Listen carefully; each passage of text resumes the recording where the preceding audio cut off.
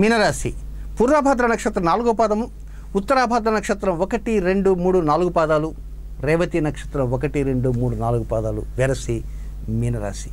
ఈ మీనరాశి జాతకులకి 11వ స్థానంలో పాక్షిక చంద్రగ్రహణం జరుగుతుంది. 11వ స్థానం అంటే జ్యోతిషాస్త్రీత్యా లాభస్థానము అంటారు. అంటే లాభస్థానం అంటే వచ్చేటువంటి ఆదాయం ఏమైనా పోతుందా అని అనుకోవచ్చు. అట్లా అనుకోకండి. ఏమండి గురువుగారు ఎక్కడ దాకా వెళ్ళారు? తిరుపతి వెళ్ళారండి. ఏం బాగా దేవుడి దర్శనం, ఏం లాభం అండి అంటారు.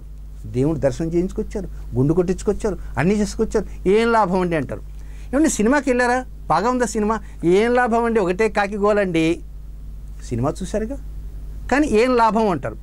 మీరు సినిమా చూశారు, అనుభవించారు, పాటలు విన్నారు, కానీ ఏం లాభం అంటారు.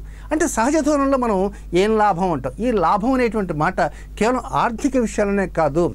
అబ్బాయి గారు వచ్చారా ఫారెన్ నుంచి, ఏమైనా తెచ్చాడా? ఏం లాభం లేండి అంటారు. ఆయన ఏదో తెచ్చుంటారు మూట, చెప్పరు.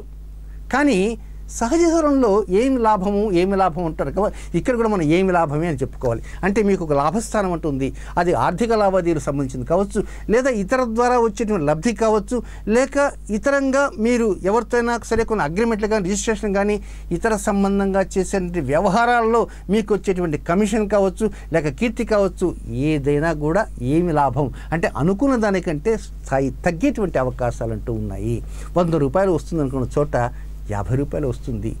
ఎక్కడికైనా అత్తగారింటికి పోయారనుకోండి, వారు మీరు అనుకుంటే ఒక కోటు పెడతారు కదా, బ్రహ్మాండంగా 10,000 రూపాయలు సూట్ పెడతారు అనుకుంటే, వారు ఏదో ఒక 500 రూపాయలతో ముగించారనుకోండి, ఏం లాభం అండి అనుకుంటారు. కనుక మొత్తం మీద అనుకూల స్థితిగతులు వస్తాయి, కానీ అనుకున్నంత రావు, కొంత తగ్గుగా ఇచ్చేటువంటి అవకాశాలు ఉంటాయి.